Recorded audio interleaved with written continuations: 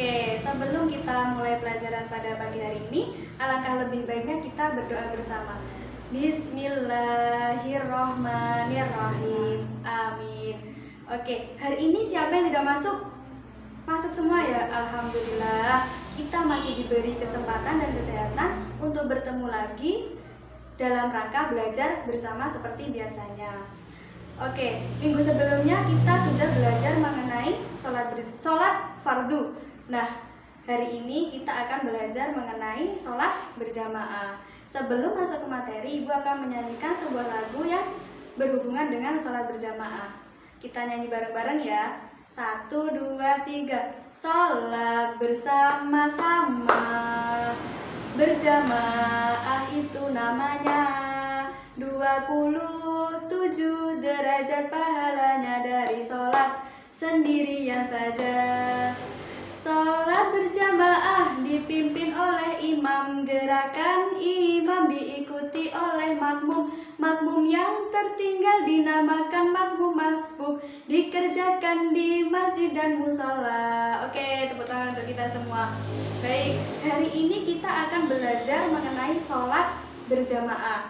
Nah, tujuan pembelajaran pada hari ini adalah nanti kalian semua setelah mendengarkan, setelah melihat, setelah mengamati penjelasan dari Ibu, diharapkan kalian semua mampu dan memahami mengenai sholat berjamaah, yaitu mulai dari pengertiannya, pahalanya, hikmahnya, dan lain sebagainya.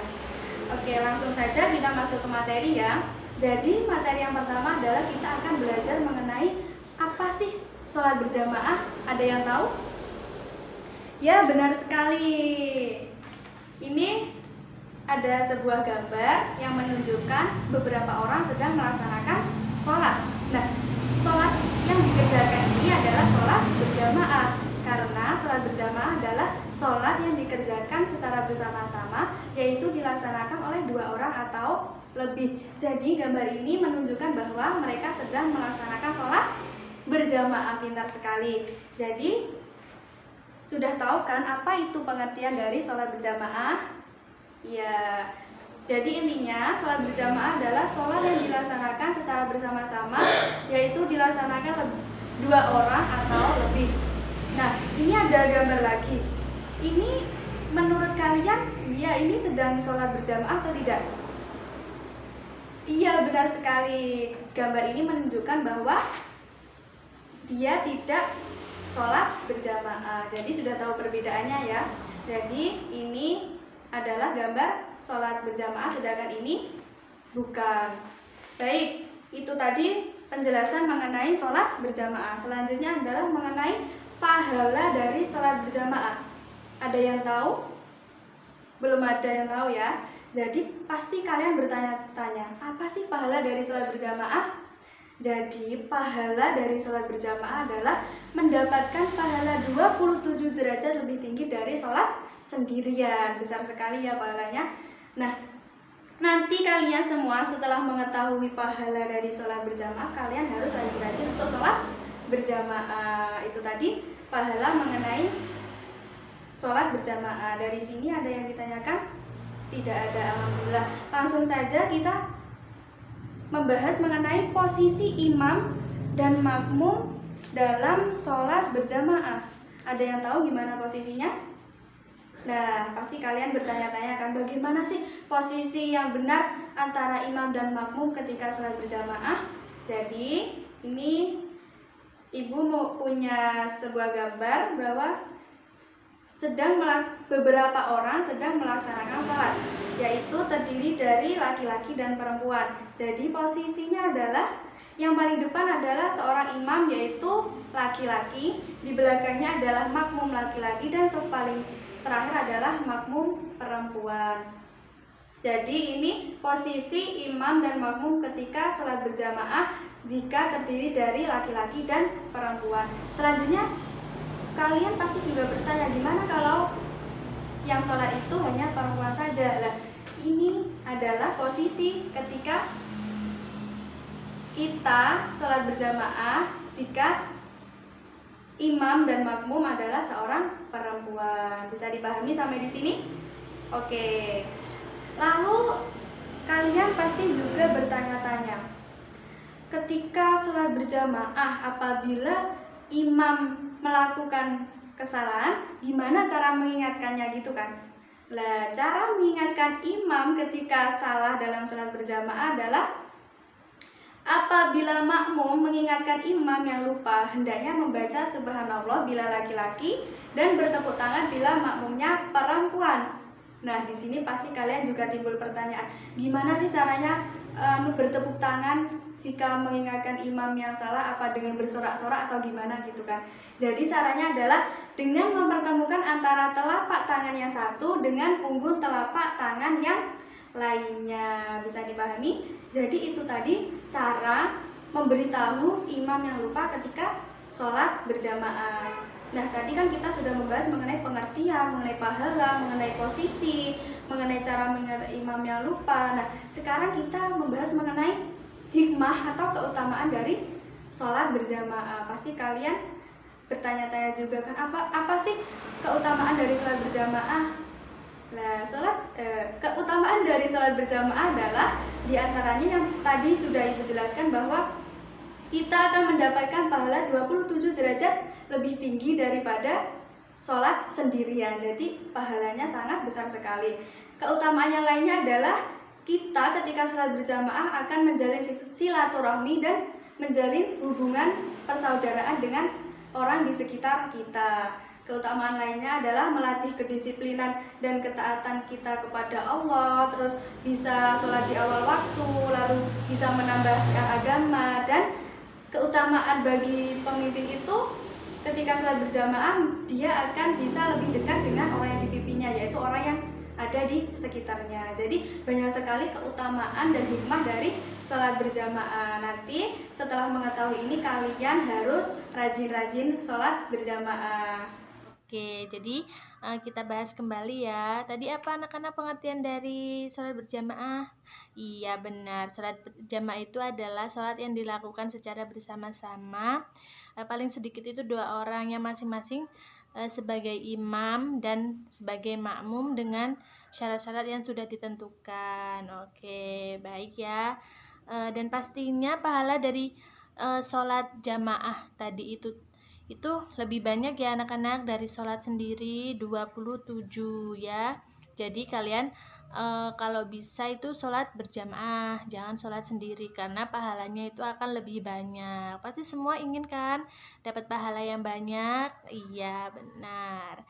Dan dari posisi sholat berjamaah itu tidak sembarangan anak-anak. Jadi kalian harus berbaris atau membuat saf itu dari paling kanan ya, jadi tidak boleh misalnya satu di sebelah kiri nanti di belakang gitu, tidak boleh. Jadi harus berbaris rapi ya.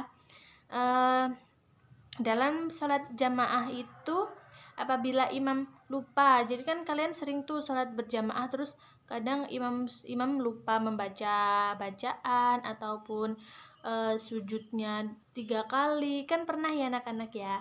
Jadi kalian mengingatkan, yaitu dengan cara menepuk punggung imam tersebut.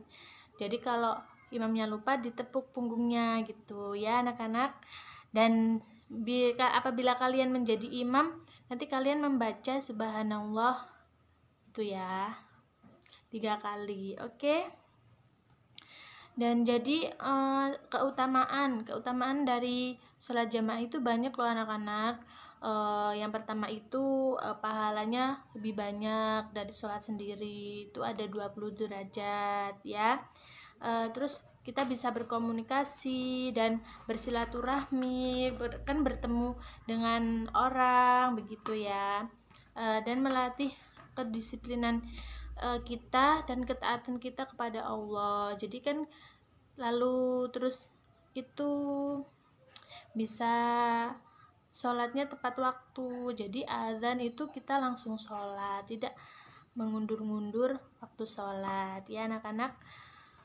Jadi kalian kalau bisa, pesan ibu buat kalian, kalau bisa kalian itu sholat berjamaah 5 waktu, karena sholat berjamaah itu banyak pahala, banyak manfaatnya juga. Jadi kalian bisa bertemu dengan teman-teman seperti itu ya. Dan pahalanya pun lebih banyak dari sholat sendiri. Oke anak-anak, bagaimana? Sudah paham ya? Oke. Jadi cukup sekian ya anak-anak pertemuan kita pada hari ini. Sebelum kita mengakhiri, kita berdoa terlebih dahulu ya. Alhamdulillahirabbil alamin. Oke, nanti setelah sampai di rumah jangan lupa bukunya dibuka kembali, dibaca kembali, dipelajarin kembali. Dan nanti setelah pulang sekolah jangan mampir-mampir, langsung pulang ya anak-anak. Dan hati-hati di jalan. Oke, Ibu akhiri. Wassalamualaikum warahmatullahi wabarakatuh.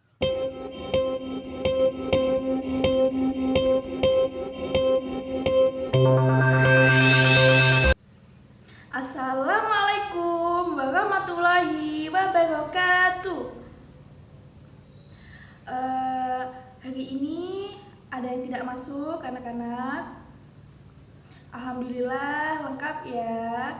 Nah, untuk mengawali pembelajaran kita hari ini, silahkan ketua kelas untuk memimpin doa. Bismillahirrahmanirrahim. Amin. Nah, sebelum kita masuk ke pembelajaran, Ibu ada satu ice breaking nih. Ada yang tahu ice breaking Ibu hari ini tentang apa? Ya, Ibu kasih contoh ya, nanti baru kalian ikut juga. Saya fikir, saya zikir, saya amal. Saya fikir, saya zikir, saya amal. Saya fikir, saya zikir, saya fikir, saya zikir, saya fikir, saya amal. Nah, oke, kita bareng-bareng ya. 1, 2, 3. Saya fikir, saya zikir, saya amal. Saya fikir, saya zikir, saya amal. Saya fikir, saya zikir, saya fikir, saya zikir, saya fikir, saya amal. Nah, minggu lalu Bu Tika telah menjelaskan materi tentang sholat berjamaah. Nah, ada sangkut pautnya nih dengan materi kita hari ini. Ibu mempunyai gambar. Nah, coba kalian amati. Gambar apakah ini? Ya, ini adalah gambar orang yang sedang berzikir. Nah, biasanya orang berzikir itu biasanya waktu setelah sholat ya, setelah sholat berjamaah maupun sholat sendiri. Apa kalian ada yang tahu berzikir itu apa ya berzikir? Berzikir menurut bahasa adalah dekat, mendekatkan. Sedangkan menurut istilah mendekatkan diri kepada Allah. Nah, zikir itu manfaatnya yaitu mendekatkan diri kepada Allah, membuat hati tenang, dan juga mendapatkan derajat yang mulia. Ada yang tahu di sini bacaan zikir itu apa saja? Ya, yang pertama, bacaan zikir itu adalah istighfar. Yang kedua ada bacaan tasbih. Yang ketiga ada bacaan tahmid. Yang keempat ada bacaan takbir. Dan yang kelima ada bacaan tahlil. Nah, kita bahas satu-satu ya. Untuk bacaan istighfar ini, Astaghfirullahaladzim, yang artinya aku memohon ampunan kepada Allah. Biasanya istighfar itu kita sebanyak 33 kali ya. Tapi ada juga yang karena cepat-cepat itu ada yang 10, ada yang 15. Tapi itu sebanyak 33 kali ya anak-anak, diingat. Selanjutnya ada bacaan tasbih. Subhanallah, Maha Suci Allah. Yang ketiga ada bacaan tahmid. Bacaan tahmid. Alhamdulillah. Segala puji Allah. Nah, yang keempat ada bacaan takbir. Takbir itu Allahu Akbar. Ya, betul. Allah Maha Besar. Yang terakhir ada bacaan tahlil. La ilaha illallah. Tiada Tuhan yang berhak disembah selain Allah. Nah, bacaan istighfar itu nggak cuma 5 itu tadi ya. Kita bisa berzikir dengan Asmaul Husna, yaitu Ya Rahman, Ya Rahim, itu bisa Ya Malik, Ya Kudus, dan selanjutnya. Baik anak-anak, tadi kan sudah jelas ya, sudah dijelaskan oleh Bu Izzah tentang zikir, tahmid, istighfar, tahlil ya. Pasti anak-anak sudah tahu kan? Oke, Ibu akan membahas sedikit tentang materi yang sudah disampaikan tadi ya. Jadi ada yang tahu pengertian dari zikir itu apa? Iya, jadi zikir itu mengingat Allah dengan maksud mendekatkan diri kepada Allah. Dan pasti kalian tahu apa bacaan-bacaan zikir ya, tadi sudah dijelaskan ya. Iya, bagus. Jadi kita setelah sholat tidak boleh langsung pergi, langsung kemana. Kita harus zikir terlebih dahulu, membaca tasbih, membaca tahmid, membaca istighfar, dan membaca tahlil. Dan kalian tahu kan waktu zikir itu kapan? Iya, jadi waktu zikir itu dibaca setelah kita sholat. Biasanya ya, setelah kita sholat fardu, kita membaca zikir terlebih dahulu, kita berdoa kepada Allah, kita meminta kepada Allah, begitu ya anak-anak. Jadi kalau habis sholat jangan langsung pergi, jangan langsung main, kita sempatkan diri dulu untuk membaca zikir ya. Dan kalian tahu manfaat-manfaat zikir itu apa? Iya, banyak sekali ya manfaat-manfaat dari zikir itu. Kita bisa lebih mendekatkan diri kepada Allah gitu. Kita kan pasti banyak permintaan ya kepada Allah, jadi kita harus mendekatkan diri kepada Allah supaya apa yang kita minta itu dikabulkan oleh Allah. Dan hati kita juga kan menjadi tenang kalau kita banyak zikir gitu. Kita dihindarkan dari godaan setan yang jelek gitu ya anak-anak ya. Oke, jadi kalian kalau habis sholat gimana? Iya, kalau habis sholat nggak boleh langsung pergi, membaca zikir terlebih dahulu. Iya. Oke, anak-anak, mungkin itu saja ya yang bisa Ibu sampaikan. Dan sebelum kita mengakhiri pembelajaran kita hari ini, kita membaca doa terlebih dahulu. Alhamdulillahirabbil alamin. Iya, baik. Pesan Ibu terus belajar di rumah, jangan main terus ya. Habis pulang sekolah dibaca dulu bukunya, jangan langsung main. Dan nanti saat pulang sekolah nggak boleh mampir-mampir, langsung pulang. Oke? Baik, oke. Ibu akhiri. Wassalamualaikum warahmatullahi wabarakatuh.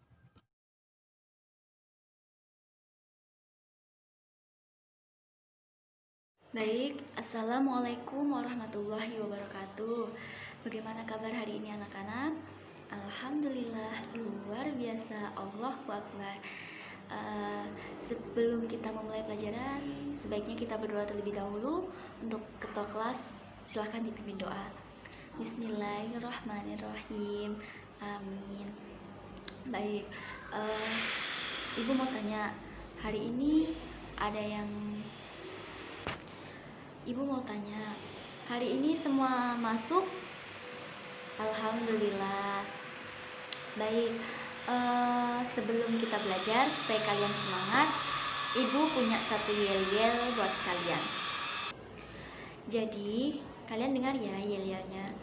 Kalau Ibu bilang masih semangat, kalian jawabnya tetap semangat, terus semangat, makin semangat. Seperti itu ya. Coba Ibu ulangi. Gimana anak-anak hari ini? Tetap semangat? Tetap semangat, terus semangat. Makin semangat. Pintar. Ada yang tahu nggak hari ini kita belajar tentang apa? Iya, jadi minggu kemarin kita sudah belajar tentang zikir setelah sholat. Apa itu zikir setelah sholat? Apa itu zikir? Jadi zikir itu mengingat nama-nama Allah. Kalimat zikir itu seperti takbir, tahmid, dan lain sebagainya. Jadi ibu punya satu gambar. Kalian tahu nggak itu gambar apa? Iya, pintar. Jadi ini adalah gambar seorang perempuan dan seorang anak laki-laki yang sedang berdoa.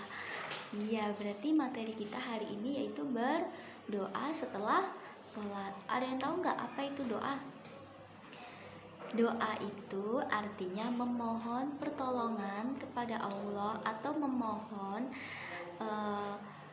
segala sesuatu yang baik yang kita inginkan kepada Allah Subhanahu wa Ta'ala. Jadi ketika kita memiliki sesuatu keinginan, kita harus berdoa. Berdoa itu harus dibarengi dengan yang namanya usaha. Tanpa adanya usaha, doa pun akan sia-sia. Begitupun sebaliknya, tanpa adanya doa, usaha juga pun akan sia-sia. Contohnya misalnya ketika kita menginginkan ranking juara di kelas, ya kita harus berusaha. Berusahanya seperti apa? Berusahanya seperti belajar dengan tekun, belajar dengan rajin, dan kita juga harus berdoa, ya Allah semoga saya bisa mendapat juara, begitu. Oke. Bu, lafal doa itu seperti apa? Iya, baik. Bagus, pertanyaan yang bagus. Doa yang kita wajib untuk mendoakan semua orang muslim. Tetapi alangkah baiknya ketika kita mendoakan orang tua kita terlebih dahulu. Ada yang tahu nggak doanya orang tua itu seperti apa? Baik, ibu punya satu video yang kalian bisa lihat, kalian bisa dengar. Habis itu kita praktekkan bersama-sama. Baik, ini ibu punya satu video, kalian dengar ya bagaimana lafal doa kepada kedua orang tua. Allahumma firli wali walidayya warhamhuma kama rabbayani shaghira.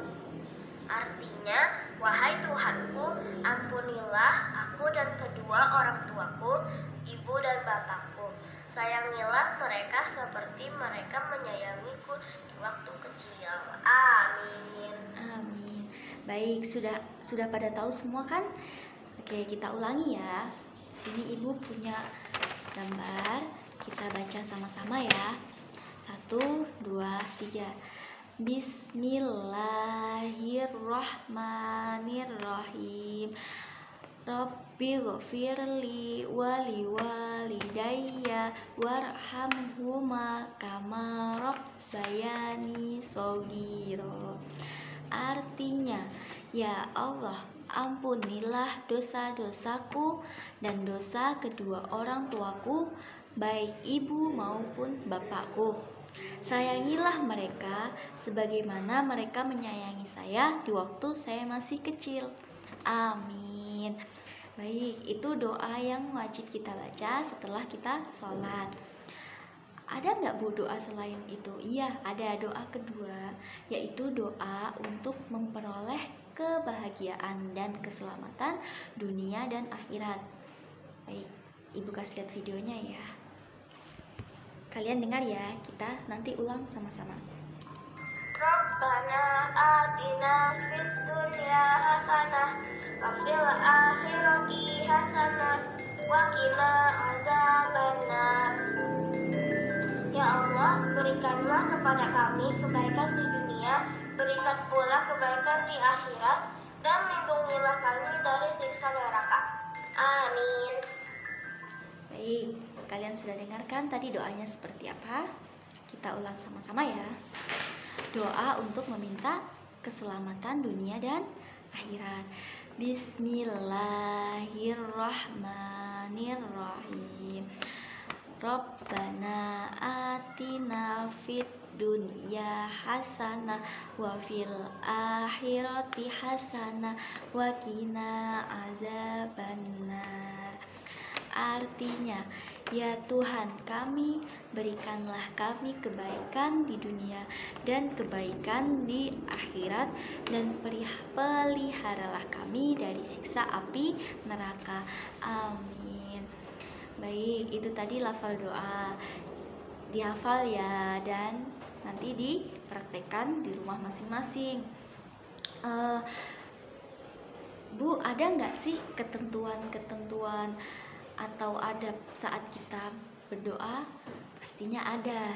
Kalian tahu nggak apa saja tata cara berdoa? Karena berdoa itu adalah komunikasi kita kepada Allah, jadi harus ada tata caranya. Yang pertama, yang pasti suci dari hadas, suci dari najis ya. Yang kedua, sebelum kita berdoa selalu kita berta'awudz. A'udzubillahi minasyaitonirrajim. Lalu bismillah. Lalu kita wajib untuk mengangkat kedua telapak tangan kita. Lalu kita berdoa yang khusyuk. Jadi doanya nggak boleh main-main. Setelah berdoa, kita mengucapkan alhamdulillah dan membasuh telapak tangan kita ke muka kita seperti ini. Lalu kita bilang amin. Seperti itu. Baik, untuk materi hari ini itu saja yang bisa Ibu sampaikan. Ada yang mau ditanyakan? Oke, kalau belum ada, kita ambil kesimpulan. Apa tadi doa? Jadi doa yaitu memohon pertolongan, meminta sesuatu kepada Allah Subhanahu wa Ta'ala. Baik, masih semangat hari ini? Tetap semangat, terus semangat, makin semangat. Oke, itu saja yang bisa Ibu sampaikan. Lebih dan kurangnya mohon dimaafkan. Wabillahi taufiq wal hidayah. Wassalamualaikum warahmatullahi wabarakatuh.